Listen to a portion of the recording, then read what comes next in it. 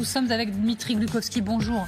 Et merci beaucoup d'être avec nous ce matin. Écrivain russe, auteur de Journal sous dictature aux éditions, je ne sais pas si on peut voir, voilà, aux éditions Robert Laffont. Depuis quand la Russie est-elle possédée par un démon qui l'ont logée à sombrer dans les crises de folie, où elle profère des malédictions inintelligibles et des accusations absurdes, où elle se jette l'écume aux lèvres sur ses voisins pour tenter de leur arracher la gorge? Et comment s'appelle ce démon? Celui qui a écrit ça, c'est pas un Ukrainien. Celui qui a écrit ça, c'est vous, Dmitri Glukovski, et justement, auteur de nombreux romans d'anticipation à succès, écrivain moscovite. Vous vivez depuis janvier 2022 pour votre pensée en exil en Europe, pour vos prises de position anti-guerre. Vous avez été condamné par contumace à 8 ans de prison. Vous revenez aujourd'hui donc avec ce recueil d'articles d'actualité qui ont été écrits entre 2012 et 2023, et je le précise, vous êtes lauréat du prix de la liberté de l'Express en 2023. Merci beaucoup d'être avec nous. Merci beaucoup pour l'invitation. Comment vivez-vous ? Comment vivez-vous au quotidien? Donc c'est une question assez répandue, et la réponse normale, c'est je survis. Donc je me débrouille, plus ou moins, soi-disant. C'est une actualité à laquelle tu dois t'adapter chaque jour, et les règles du jeu changent d'une manière quotidienne, donc il faut s'adapter. On s'adapte. Je vais vous poser des questions assez actuelles pour commencer. Dans quelle mesure vous estimez, vous espérez peut-être que Trump puisse changer la donne? Absolument, Trump va changer les règles du jeu mondial, mais ça peut être pas du tout un accord avec les attentes de Vladimir Poutine. C'est-à-dire? Je crois que, Monsieur Trump... Vous savez, en Russie, il y a beaucoup d'observateurs, soi-disant, et ce ne sont pas des observateurs indépendants, qui sont très joyeux, très contents que Monsieur Trump avait gagné les élections, en disant c'est Poutine qui a ouvert en fait le box, la boîte de Pandora. C'est Poutine qui a introduit les nouvelles règles du jeu, où tout est permis, où il n'y a pas un système législatif international qui borne les uns pour la faveur des autres. Et maintenant, tout est possible. Mais je crois que la Russie ne doit pas du tout célébrer ça, parce que on est bienvenu dans un monde d'une force brute, et la Russie, maintenant, qui est très affaiblie par la guerre, ne doit pas fêter ça. On va en parler, mais vous avez également dit que Trump pouvait offrir une porte de sortie à Poutine. Et ça, j'aimerais bien comprendre. Ouais. Donc, en Russie, je crois que pour Vladimir Poutine, ainsi que pour les élites, ainsi pour que les soi-disant gens ordinaires, simples, pour ceux qui devraient voter, mais ils ne votent pas, Poutine ne peut pas rétrocéder. Donc, Poutine, c'est un politicien de force, un macho, qui peut jamais reconnaître, avouer les erreurs du passé. Donc, même si il est bloqué en Ukraine, même si la Russie, avec chaque jour, devienne de plus en plus affaiblie par la guerre, il ne peut jamais l'avouer, il ne peut pas perdre son visage, soi-disant, not to lose face.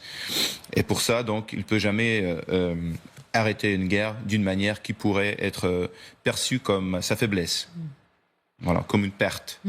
Donc, c'est pour ça qu'il a besoin d'une Deus ex machina, Dieu d'une machine qui viendrait et le sauverait en lui offrant une sortie, une solution, quoi que ce soit. Donc, en Russie aussi, les élites disent on est très fatigué de la guerre, mais Poutine ne peut rien faire. En Russie, on dit un crocodile ne sait pas marcher arrière, donc il ne peut pas marcher en arrière. Un crocodile peut juste manger et s'avancer, quoi. Donc, pourtant, vous nous dites qu'effectivement, la situation de la Russie, elle n'est pas si simple que ça, économiquement parlant, par exemple. Effectivement, sur ce plateau, on a parlé cette semaine du pétrole. Je prends un exemple très concret, la production est à son plus bas depuis 20 ans. On a Forbes qui dit que les dégâts produits, notamment au mois de janvier, par des attaques de drones, etc., ont réduit la production de produits pétroliers russes de plus d'1/10. Aujourd'hui, c'est ça son talon d'Achille, en réalité, à Poutine, l'économie et le pétrole, par exemple, précisément? Oui, donc le pétrole et le gaz, ce sont deux domaines qui sont très abîmés par la guerre, par les sanctions de plus en plus. Maintenant, les Américains, finalement, ciblent avec leurs sanctions l'exportation pétrolière russe, ce qui est très important, ce qu'il fallait faire absolument dès les premières journées de la guerre. Donc, on voit tous les chiffres de l'inflation, qui est quand même très grande, très importante. Bon, le refinancement bancaire, c'est à plus de 20%. Donc, il y a comment dire, les prix de l'alimentation sont en train de subir. Et voilà, donc, je crois que toujours, chaque fois que j'appelle mes amis à Moscou, il en reste assez. Ils me disent, ouais, c'est la vie comme d'habitude, les restaurants sont bondés, et les premières de films, de théâtre sont toujours plein de monde, qui sont bien vêtus, etc., etc. Mais je crois qu'il y a un certain décalage, parce que c'est un très grand pays, avec beaucoup d'inertion, et l'économie a été très résistante quand même. C'était une économie de marché libre, qui avait beaucoup plus de résistance pour le stress que par rapport à l'économie soviétique. Donc ça va arriver. On est trois ans dans la guerre. Cette année, on doit dépenser plus de 115% du budget national pour les dépenses de guerre. Aucun pays, aucune économie ne peut tenir ça. Qu'est-ce que vous voulez dire par ça va arriver? Parce que c'est vrai qu'on se pose toujours la question, nous ici en France, jusqu'à quand? Jusqu'à quand les Russes vont-ils soutenir Poutine? Alors que vous le disiez, il y a une inflation très forte. Pour se faire un crédit, aujourd'hui, c'est 20% les taux. Donc jusqu'à quand? Alors qu'aujourd'hui, ça impacte les gens au quotidien. Ça impacte les gens au quotidien, mais de mes propres observations, en fait, pas même les émeutes, mais démonstrations en masse, on a vu 2 fois. Une fois, la première fois, c'était après 5 ans de libéralisation de Mikhail Gorbatchev, après Perestroïka, qu'on avait permis aux gens de sortir, de s'exprimer politiquement. Donc, ils ont perdu la peur de s'exprimer. Et ils ont eu une illusion que les manifestations, démonstrations politiques et leur participation dans la vie politique peuvent en fait changer de choses. Donc, c'est là qu'on a vu des démonstrations, des manifs d'1 million de personnes centre Moscou. La deuxième fois, c'était après la libéralisation et les détentes de Dmitri Medvedev. À 4 ans de ce discours, liberté c'est mieux que manque de liberté, on est un pays moderne, blablabla. Et la presse a été aussi relativement libre à l'époque. Et les gens ont eu ce sentiment, illusion, encore une fois, que leur participation en vie politique ne va pas être punie, elle peut changer de choses. Donc c'est là qu'on a vu une centaine de milliers de personnes, centre Moscou, manifestant contre Poutine. Donc je crois qu'en fait, c'est pas lié directement. La vie peut être absolument intolérable, mais les gens vont, par la peur, rester cachés. Oui. Et c'est s'abstenir de l'expression. Voilà, c'est ce qui se passe maintenant. Mais parfois, quand on lit votre livre, on se demande si vous n'êtes pas en colère. Si vous n'êtes pas en colère contre le peuple russe, en colère d'un peuple russe qui est tombé dans ce que vous appelez la chute dans un trou noir. Vous écrivez que ce peuple, il a fini par revenir de lui-même, se placer sous la surveillance de ses gardes Shrium. Il y a des phrases très fortes. Vous écrivez « Tu supportes » en parlant de la Russie. La seule chose qui te déplaît, c'est qu'on te fouette trop peu. Ouais. Bon. Et parfois, on a l'impression d'un ressentiment, franchement. Bon, moi je suis pas un observateur distant et indifférent, je suis bien sûr très impliqué et moi j'avais certains espoirs par rapport aux normalisations, un progrès social, économique, et démocratique, politique de mon peuple, de ma nation, de mon pays. Et c'est clair que il y avait plusieurs fois quand j'ai été très frustré par le fait que on accepte des choses, qu'on se cache au lieu de se battre, qu'on préfère de se taire au lieu de parler, et qu'on utilise une moindre possibilité de résistance.